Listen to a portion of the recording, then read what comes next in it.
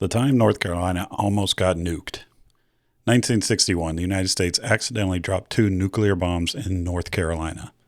Not during a war, not during a test, and not because an enemy did something dramatic.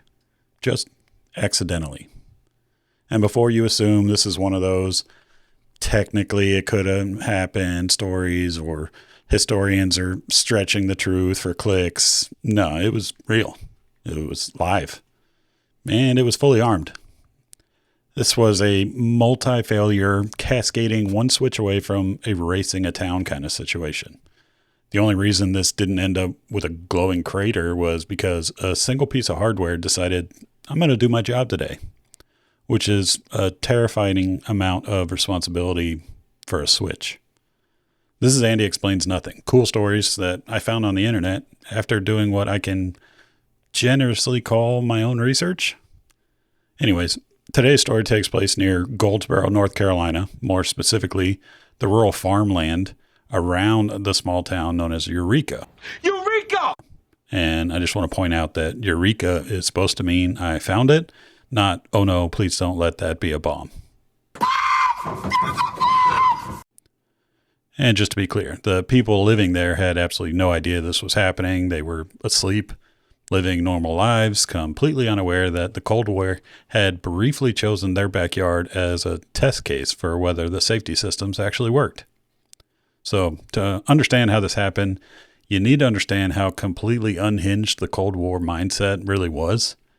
The United States and Soviet Union were locked in a staring contest. I must break you. Both sides were convinced that one another was about to start nuclear Armageddon at literally any second. And instead of dialing things back or maybe talking it out or doing anything that involved less plutonium, the solution was to stay permanently ready for the end of the world. And apparently permanently ready meant loading nuclear weapons onto airplanes and flying them around the country nonstop. Because if you're going to gamble with civilization, you might as well do it at 30,000 feet. These were called the Airborne Alert Missions, which is a very calm, reassuring name for what is essentially, let's keep doomsday weapons in the sky and hope nothing breaks. Spoiler alert, things break a lot.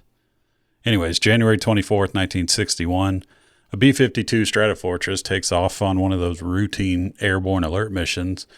And because, of course, it's a B-52, if you're going to accidentally drop a nuke, you might as well use the most iconic flying brick ever built. Anyways, on board was 2 Mark 39 thermonuclear bombs. Bomb! It's a bomb! And it's important to understand that these were not small weapons. They're not tactical weapons. They're not, oops, that was meant for test range kind of weapons. Each bomb has a yield of about 4 megatons. No, sir. 97.835 megatons. Which means each one is roughly 250, 260 times more powerful than the bomb dropped on Hiroshima. Yeah, that comparison is doing a lot of emotional heavy lifting for me. Also, again, there were 2 of them. There's 2 of them. Because redundancy apparently is very important when transporting extinction. So, mid-flight, the aircraft develops a fuel leak, and not like a warning light kind of thing, not a, hey, keep an eye on this, or we should put a sticky note on it. A full-on, this plane is actively becoming a flying problem situation. Fuel was pouring out. The leak got worse. Plane started losing structural integrity. And the crew realized pretty quickly that this mission is no longer happening. And the aircraft itself is now kind of optional. Pilots eject, the aircraft breaks apart, and gravity, the undefeated eternal champion, takes over. The undefeated heavyweight champion world!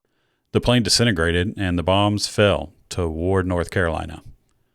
One of the bombs decided to deploy its parachute, which kind of sounds reassuring until you remember that parachutes are used so that bombs can descend gently enough to function exactly as designed. The other bomb didn't deploy a chute because apparently it was feeling confident. It just free falls towards the ground like, let's see what happens. Both weapons impact near Goldsboro. This is where engineers, historians, and anyone with a functioning sense of self-preservation start getting very uncomfortable. Hey, I'm uncomfortable. As one of the bombs fell, it began running through its arming sequence, not symbolically and not hypothetically, not in a, well, technically, if this had happened kind of way. The parachute deployed.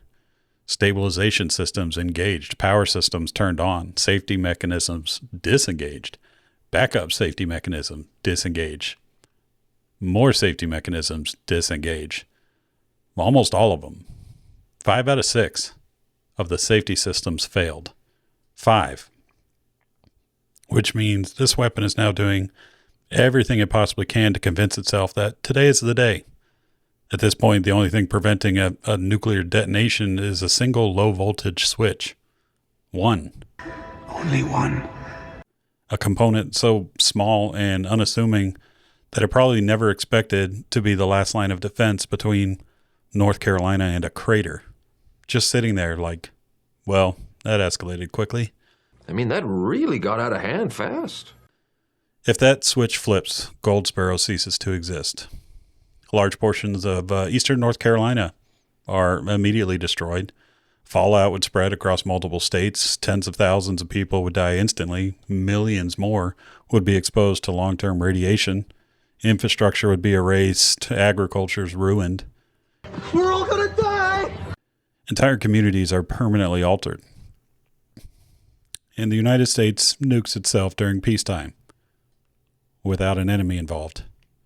Well, that was dumb. Which would have been an absolutely legendary cell phone in the history of warfare, I guess. Like, they'd probably put that on a flag. But the switch didn't flip. The bomb didn't detonate. One bomb landed in a field. The other buried itself deep underground where parts of it are still there today. Yeah, that's real. We're apparently fine with that. This is fine. This is totally fine. Recovery teams secure what they could. The weapons are disarmed. And civilization continued as normal, completely unaware that we came insanely close to a very different timeline. The government classified the incident. Reports are vague. Details are minimized because admitting you almost erased part of your own country due to a routine training posture is not great for morale, confidence, or literally anything. Years later, documents are declassified.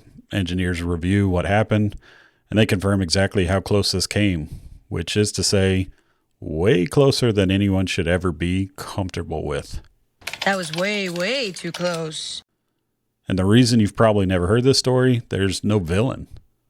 There's no hero. There's no dramatic save at the last second. Just procedures and confidence and luck. And luck is not a comforting foundation for nuclear policy, but I digress. The scariest part of the story isn't the bomb. It's the mindset that made this normal. This wasn't considered reckless at the time. It was considered acceptable risk, which tells you everything you need to know about how casually extinction was handled during the Cold War. No one expected everything to fail at once, and that assumption almost ended very badly. 1961, North Carolina avoided nuclear destruction because one switch didn't fail. That's it. No hero, no warning, no lesson learned, just luck. And that's why this story matters, because history doesn't always survive because we're smart. Sometimes it survives because nothing went wrong one last time. Anyways, this has been Andy Explains Nothing. I'll see y'all in the next one.